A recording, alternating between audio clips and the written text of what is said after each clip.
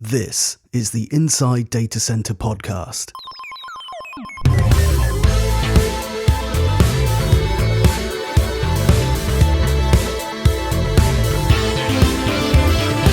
We talk to the people who power the data center sector to give you insider info on everything happening in DC today. Here's your host, Andy Davis. Welcome to the Inside Data Center podcast. Today I'm joined by Charlotte Berry-Selwood and Barbara Sacha. Good afternoon, both of you. Afternoon. Good afternoon. We were just having that conversation. Is it morning or afternoon? It's definitely afternoon. Just crossed the midday hour, so we're in the afternoon in the UK. Thanks for coming on today. Obviously, we're going to talk about a recent initiative and program that you've established, the Forum for Women in Data Centers, which covers a very important topic. As a dad of 3 girls, something that I hopefully can shed light onto my children to help them develop a career such as the one you've both developed. But before we go into that, do you want to give a quick introduction, both of you, like who you are and what your role is in the industry? If we start with you, Barbara. My name is Barbara Sacha, and thank you for saying my last name correctly. It was nice. I'm a partner at Cundall, and we are an engineering consultancy, and we do multidisciplinary engineering designs for data centers, often act as lead consultant for the clients. And together with a few fellow partners, I'm driving the critical systems sector at Cundall, which is one of the biggest sectors for our company. I'm a mechanical engineer by background, and I started my career just in building services design. The first years of my work I spent in Dubai working on different projects in the Middle East. And probably the common denominator of those projects was that they were all quite large-scale, complex jobs, acting in very often also lead consultant capacity. And over 7 years ago, I moved to the UK. That's when I started working for Cundall, and that's when I really entered the data center world for the first time. And I think the thing that let me have a good start in the sector was the large projects experience, because I found myself working straight away in a very similar environment to what I was used to. And I started building design management team dedicated for critical systems then in Cundall, which since then we've grown, and the whole sector has grown a lot as well. And I guess the thing I've enjoyed hugely about data center sector is the more bigger technical focus compared to other commercial sectors that I had been working with previously. I do enjoy the fact that we as engineers drive the projects. Rather than maybe projects driven by very often either architecture or very different focus of what the actual objective of the project is. And currently, we work with a really nice portfolio of clients in the industry, a lot of the very well-known clients that we have good and close relationships with. And I think the specifics of working in the industry really much relies on partnerships with those clients. We work on frameworks and multiple projects on their programs.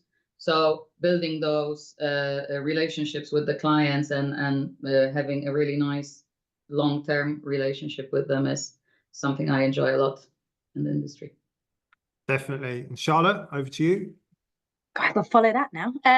So yes, hi, I'm Charlotte Berry-Selwood. I have been in the sort of data center space for my entire career, actually. Currently, my role is VP Commercial for AVK, who are a power solutions company providing both prime solutions and standby solutions, only really into the data center market. The company's been around 35 years, but and has worked in lots of other sort of mission critical type industries. But now with the boom and growth that we've seen in the data center space, that is, its entire focus. Previously, I guess me starting my career, my background is actually civil engineering, but I very quickly sort of fell into project management and project delivery. So I spent the first sort of decade of my career in project delivery of data centers, mainly in Australia. So I used to live down under and delivered data centers all over Australia for sort of, best part of a decade. Moved back to the UK and started working at consultancies, doing similar things, so project managing data centers, and then found myself in the sort of developer space, taking on sort of head of commercial global roles for them. So I've been in this industry quite a long time, I say my entire career, and it has been really just a fantastic place to grow. I think the opportunity that comes with being in a fast-paced sector that is experiencing significant growth allows you to have sort of career expediency, if you like, or expedition, where you might not have experienced that elsewhere. You know, where there is money coming into a sector is always nice, but also just the challenges of something that has gone from through that rapid change, where when I first started, we were building very, very small data centers, and now into the absolute colossal builds that we're experiencing now. And as Barbara said, that major build experience has just proved invaluable with the complexity of the projects that we're now facing as the industry moves into this, if you like, maybe third phase of its journey, and we start to see sort of the increase of AI and what that means for the developers and the end users. Through my career of having that sort of major project experience has just helped, and has just sort of helped me go from strength to strength and take on bigger and bigger opportunities where they've been offered to me. So it's a wonderful sector to work in. I feel very lucky that I really fell into it at a very junior level.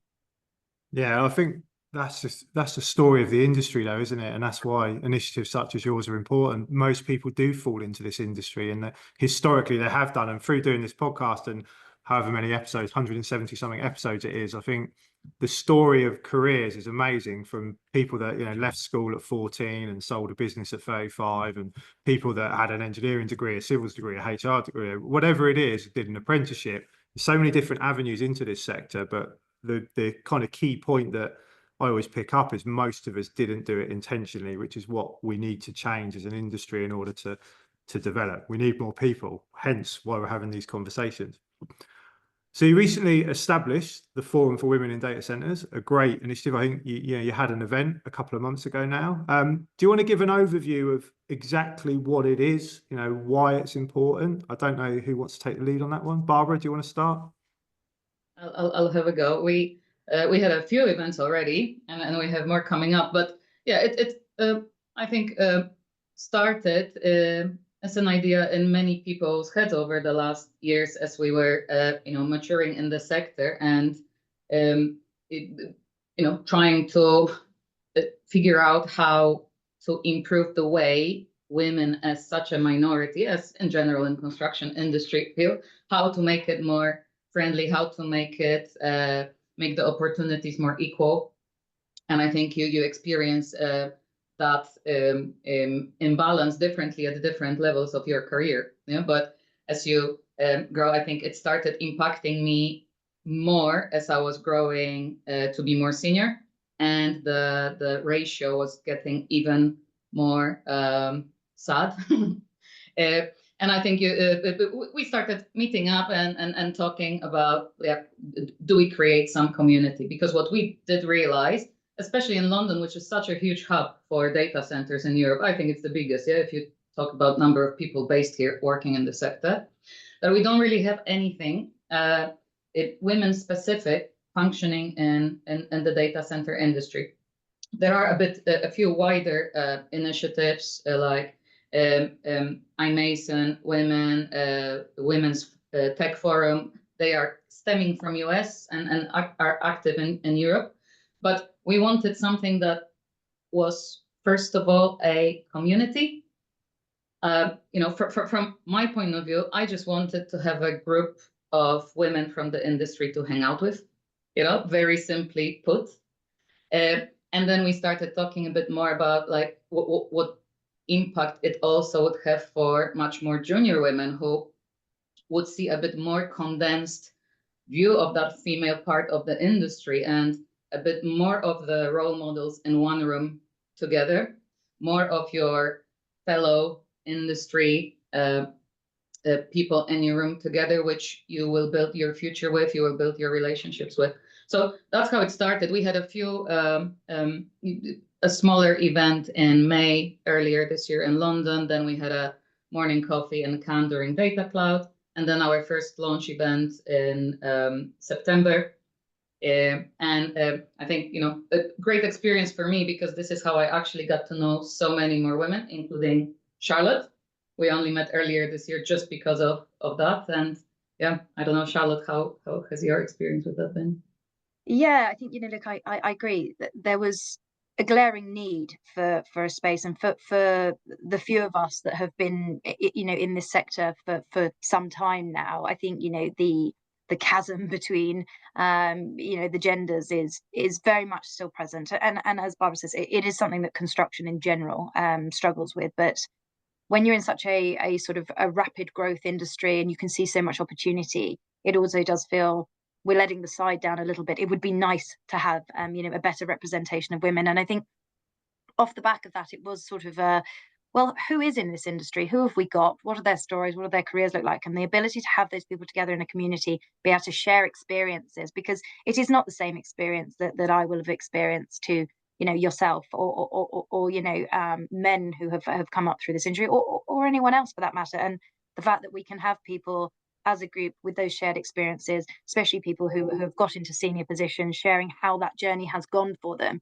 hopefully will not only inspire the next generation of women who are coming into their careers. It's obviously at this point we're not necessarily attracting in. Hopefully that's something we can target in the future. But for those who have just graduated, are coming in as junior engineers, sort of talking to them and them seeing, I'm a big advocate of, if you can see it, you can be it. If you've got women at the top, or women in quite senior management positions, talking to grads coming in and really talking about how wonderful this sector is, which, both Barbara and I both firmly believe it's a wonderful place to have a career, and showing them what that journey looks like and that opportunity looks like, we will open the doors for them to stay in the industry. Because I think so often when you graduate and you start working, you're not sure where you're going to find yourself. You're not sure what interests you. And because data centers are not spoken about widely in media, because data centers are not well known as, a hospital or a school or whatever else it is in construction you could go and build, it's difficult to attract people. And I think this is a good way to have a forum where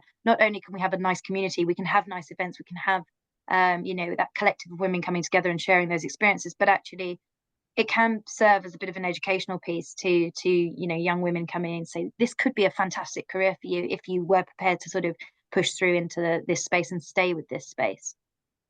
Yeah, I think it's I'm a big believer in communities, as most people probably know. Like Data Center Club is a similar conception, really, just to get people together, like nothing more than that. And what do you think you can achieve from this community? Obviously, you've talked about, such as sharing knowledge amongst yourselves, building those networks, the new generation coming through. But what else would you, if you could fast forward 2 years and look back, what are you hoping to achieve once this becomes more public, I guess? Barbara? Yeah, I think I want to achieve in general women to feel more comfortable in the industry. And now if we look through how that might present itself in practice, is when we go to various networking BD events, I want every woman to come in and not feel intimidated by a strong imbalance, because, for example, through the community, you just have many more familiar faces, that you actually look forward meeting, that you make connections with women in other companies, that there is something sometimes difficult to explain, but that affiliation through different common either background or experiences is really powerful. And when you're very often a majority in a group, you might not appreciate that there is the value of the link between different people within the minority group.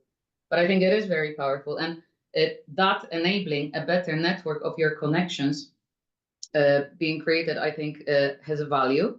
I think there is a longer game there as well. That's something that will not necessarily have, for especially the more junior people, have an effect maybe in a couple of years. But as you grow through the industry where you have long-term connections because you made through certain communities, it will pay off later on by just how established basically you are within that. So I think we have a couple of things to achieve. One, for the more maybe established people, just to feel, or for me as well, I just want to enjoy it a bit more, I guess. And then for the junior people to create a nice networking, practicing ground, connecting to role models and really being inspired and encouraged to grow in the industry. Charlotte? I mean, obviously, everything Barbara just said is it would be a dream come true. I think, I think we've also got another opportunity there for an education piece where, when we look at the C-suites, when we look at the top of the tree of, most of the companies that we work for, and especially within the data center space, it all looks very homogenous and it doesn't look very female. And I think there is an opportunity for us through this networking to bring in our male colleagues, bring in, the companies to really educate them on the experience of women, within this sector, and hopefully drive a little bit of change. It is not the same experience, and actually through that education piece, we can make the environment a better environment for women to work in. So I think that's one opportunity. The other opportunity is through that networking, having that access to women in senior positions or women who have shared that experience, that there can be also an education piece for, I guess, more junior staff, to say, okay, well, what do I need to do to grow my career in a similar vein, and what does that mean for me? But also vice versa. We've got to recognise that it's becoming very difficult to hire people. We have a talent dearth. There is a real lack of resource in the industry. We want to attract people in. What do they want as a career? So that it's a two-way listening street, and I think that there's a lovely opportunity to do that. We want more women in, and B, we'd like some more junior staff coming into the industry and staying into the industry. So through this community, as it builds and grows, we've already recognised that we want to have lots of different types of events to sort of different engagement, and we're really trying to seek feedback from the group, which grew so quickly, I should add. As soon as we launched it on LinkedIn, it was hugely popular, which just tells you it was crying out for it. So our drive to seek feedback from the members and from the community to say, right, what serves you best here? What would you like to hear? Do you want to hear from people who have been super successful and sit on a panel and talk about their experience, or do you want a different type of engagement? And I think as we hone in on what is best useful for the community, we will have lots of functions, as hopefully the success of Forum for Women in Data Centers grows and grows. Yeah, definitely. I think I always say it quite a lot. The sector's rife for disruption, like positive disruption. A lot of people are, they do need things like this. It's really important, but it always takes some people or some person to kind of create it. And I think that's when you do it, you're suddenly like, whoa, there's, everybody wants this, but you need the community in order to know that everybody wants it. It's like you can't have one without the other. So as soon as you launch it, all of a sudden you think, oh, actually, this is going to be probably a lot more beneficial, a lot more important than you actually thought it was when you first had the idea over a coffee or wherever it might be. So I guess that's what you're seeing now. You mentioned about, men obviously helping you on this quest and other people helping you on this quest, and say, like, I'm a dad of 3 girls, so it's really important to me that females do get equal opportunities. It's, it's the right thing to do, not just something we should be doing. But how can we help you, I guess, is the question. Like, how can people listening to this help you on your quest? What do you need? What can we do for you? Anything. Now's the time to ask the audience. Well, I think easiest and first step to do is join the LinkedIn group if you haven't. It's unlimited to anyone. So join and you can track what's happening there. On events, we try to invite men as well, but we try to achieve a bit of an inverse ratio in terms of gender balance, which is a very interesting experiment, I think, for both sides. It's nice to be for women in the majority, and also it's a very interesting and maybe new experience for a lot of the men that come there, and to observe how different the dynamics actually look of conversations and such a different balance. I think it is like about listening. I know it's a lot of companies or teams are actively trying to do something about it for many years. It is very difficult, I think, to appreciate the point of minority if you are in the majority, though. And I think it's not only listening, it's listening and then actually believing, not questioning anything that is being said. If it is being said, take it. It's true. It's coming from that person. It is subjective, but that's the point. That's exactly it, the point. I think that, and as well, we were talking about joining more actively the community, because we do want to grow it and do a bit more of varied and meaningful things, like Charlotte said, different kinds of events. But a lot of people were mentioning it would be great to have mentoring schemes and a bit maybe some trainings a bit more aligned with what would support gender balance. So to do that, of course, we need engagement, active engagement. We need support. And we also thought of anybody who would want to join us on behalf of a company. We do want to see that whoever is joining has a good strategy and an active plan on what is it that they're doing themselves about it. We were quite conscious of not making it just a BD networking exercise. We do want to try and drive the change. We don't want to be too naive about this, of course, but with whatever we can do, we do want to really make this about the purpose. And yeah, side effect of it will be nice networking and BD, but it is about trying to make a change and getting people actively engaged to think about it. Yeah, definitely. You've got to have that why, haven't you, to make things like this work. And it's important that everybody's on the same page and trying to achieve the same objectives. Charlotte, anything to add? Or yeah, I think it is, that's bang on. It's very easy to dismiss things that are not actively happening to you. And quite often the feeling when you are in the minority of and some of the difficulties that you face when that is your reality are not always surface level. They're not always easy to see, easy to spot. And if you're not experiencing them, as a man, it's really difficult for you to identify that. So that active listening and then being an active advocate too, sort of taking that step back and having that cognizance of going, they might not be enjoying this might be quite difficult for them. So it's that being really open to learning, I think is for all people, is a wonderful step in the right direction. In respect to particularly, obviously the Forum for Women, you're helping us already getting the word out there, so that's a great step in the right direction. But supporting the events, coming to the events, being putting your hand up for the opportunity to attend, really engaging when you're there, listening to the stories, listening to the experience of those people, and taking that away with you, and then taking that back into your day-to-day life and learning from it. Being open to learning is a wonderful, as I say, is a wonderful thing. And the hope really, with that sort of change and with that partnership, as we see with companies coming in, they take on what we're saying very seriously, that if we do want to partner with us as an event sponsor or somebody that's going to give time into these events, actually we want to see your company's engagement and that they're really moving towards a better diverse workforce that supports both the hiring of women, but also the retention of women into this industry. Let us not forget that we lose a lot of women through the industry too,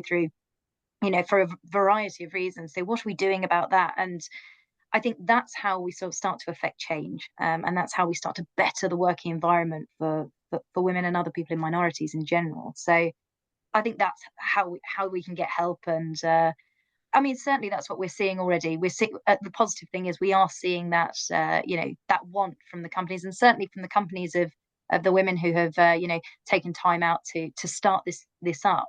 All the companies behind them are really engaged and really wanting to kind of do the right thing, to be involved. yeah, definitely. I always say it. I think the industry is full of great people, and I think that's what it comes to the fore when you start communities such as this. The great people will rise to the top and will support you, and hopefully help you on your journey. And it's about, I think retention is a really good point. It's something I talk to clients about all the time. Like it's they come to me to hire, but you only hire if you're growing or if you're losing people. So there's that balance. You've got, if we as an industry, if we want to grow and progress and develop and take the opportunities that are out there, we need to keep the people that we've got as well. And that does involve different things for different people. It's not a blanket approach. So that's another good point. And finally, on Forum for Women, what's next? I know you've got, it's the 8th of November today. I always have to say the date because I never know when it's going to go out, but I know you've got a few things coming up fairly soon. Yep. So our next event is on 20th of November. So that's in less than a couple of weeks. We'll actually have a nice discussion panel for people taking part, talking about their careers in data center industry and how they found themselves there. It's a not only female panel, so we're also interested in seeing, like, you know, how does it look from all the perspectives, of course.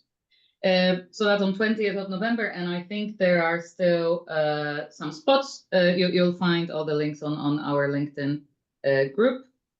And we're planning really to do at the moment targeting quarterly events. We're quite conscious about being practical and aiming at feasible targets, because everybody in the steering group running forward is like us, having full-on jobs, and that's a initiative on top of that, and it does need time. So the following event, I think, will be February or March, and we'll try to fix some date for that. But really, we're also open for people reaching out and suggesting what is it that they would want to do or want to see happen. Excellent. A lot coming up. Charlotte, anything to add, or did Barbara get everything? Yeah, I mean, look, it's in the Shard, which is rather nice. So definitely come along and be part of that.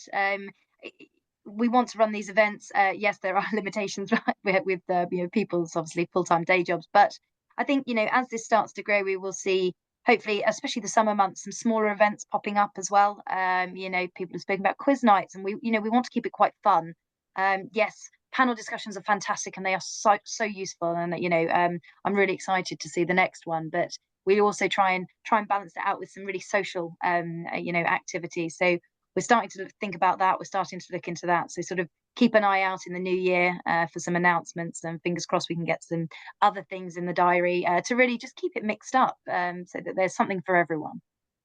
Yeah, and again, it's important as well, isn't it? Because a lot of the events we all know, they all revolve around the same social elements of bars and restaurants. It tends to be the case. So it is good to have things that are different. Again, like if you want a different audience, you need a different venue, and it's kind of, I think that's, again, you're seeing it across the industry now, and it's important, and they're very popular when they're launched. So yeah, I think any ideas around that, which I'm sure you have, will do very well and attract different people than what you would get at the core events.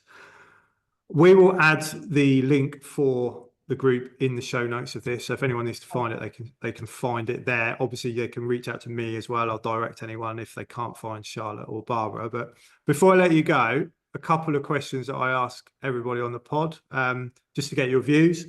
If you could ask everyone in the sector to start or stop doing one thing, what would it be? And you can relate it to the topic. That's fine. So Barbara, start with you. I actually will not probably relate it to the topic, because as well, like we have those full-time jobs in data center industry, which actually consumes most of my headspace. And I think I would really want everyone to start being serious about sustainability and how we drive it through the data center industry, how the zero carbon approach is taken to another level. It's being talked about. It's not probably acted upon as much as it could be already. So we're quite actively trying to drive it, but the key to success is in the whole supply chain, from clients to the supply chain, getting engaged in it. So that would be my plea. Definitely. Charlotte? Wow, she's taken my one. But actually, if I think about also sustainability, I could really talk to also sustainability of supply chain. I think, the project scale now that we are at, the money is big, the risk is big, and everybody is kind of under huge amounts of pressure to deliver. I think we've got to start thinking a little bit outside the box. We keep doing things the same way over and over and expecting a different result, like we're mad people. It would be nice to see a bit of a change to the way that we procure projects, to the way that we deliver projects, to the way that we work together in partnerships. Yes, we have some lovely things like framework agreements. That's fantastic. But actually, right the way through to the delivery, we still use the same type of contracts. We still use the same type of sort of penalisation. I think it would be wonderful to see a completely different way of delivering projects. And I think that would make the industry more sustainable for everybody in it. Obviously, not so much in a green way, but actually for longevity, of companies. And I think you're only as strong as your supply chain. You're only as strong as your, as the builders coming in to actually deliver it, the engineering firms there to design it, and it is a quite a tough place to work. So I think a bigger think about that would be great, and I think there's lots of opportunity. Like you say, we're rife for disruption. I think we're really at the precipice of needing change, and if people were open to that discussion earlier, I think it would help. Yeah, definitely. The supply chain is creaking, isn't it? And I think that's the key. Like the growth is causing an exceptional amount of pressure on the supply chain across the whole industry. So yeah, it's a really, really important topic. And final question before I let you get on with your Fridays, if you could give one piece of advice to anyone looking to work in the sector, what would it be? Charlotte, we'll start with you this time. Okay, the other way. I think it's be open to learning. There is no one job in particular. The thing that has been most valuable to me is that I have spent time with the people installing switchgear on site. I've spent time in design offices. I have spent time, in the developer space. Be really open to working with everybody in this industry. It's so sort of intrinsically linked. You are not siloed. You are impacted by the entire process that goes into delivering these data centers. And as you get opportunities as graduates to spend time with people with experience, but be doing very different things, take the opportunity to go and walk site with a programmer, you will get a much better understanding of how these projects go from cradle to grave by doing that, rather than finding yourself in that box and really not getting exposure to the rest of the project. And that's been invaluable to me, and that'd be my best sort of bit of advice to anyone new coming in. Yeah, it's always great advice. And I say to most people that have been successful in this industry tend to have had that broad experience early in their career where they've experienced sort of a number of different roles and they've had that exposure and they get a better understanding of the sector. So yeah, it's a really good point. And Barbara, over to you. I think it's about embracing the quick and a bit manic nature of the sector. And I think that is the success. Like, we have large scale, complex projects. The pace of change is incredible. Design changes because we're chasing a developing technology. So it changes before we manage to complete it. We have, for us clients or the rest of the design team who, as across the industry, we are all a bit short of time. The attention spans are very short. And I think my advice is just accept it and make your job about making it work. Find the ways to work around it. Just find better ways to be able to accept the change.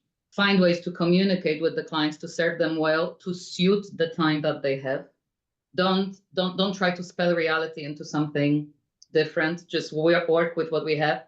But it is very much aligned with my role as design manager and team manager, and I think this is something I enjoy doing as well. But I think it is a good approach to be successful in delivering.